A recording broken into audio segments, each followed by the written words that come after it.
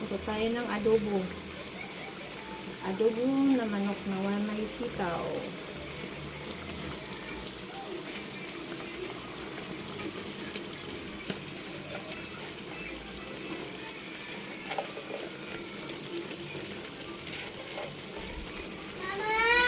Wait lang, nak. Naglalagay pa ako ng gulay.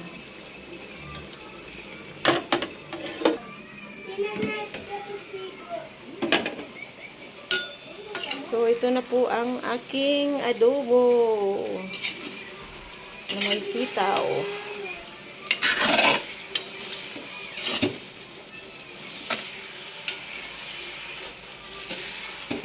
Adobong manok na may sitaw po.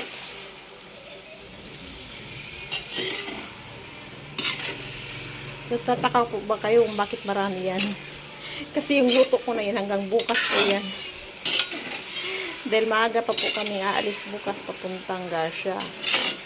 So, kailangan ko pong magluto ng ulam para bukas. Saka ngayong hapunan.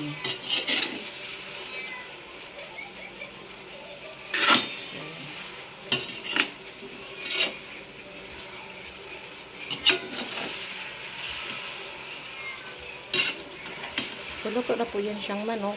Yung gulay na lang po ang total, hindi pa. Takpan ko po muna yan saglit. Maya, luto na po yan.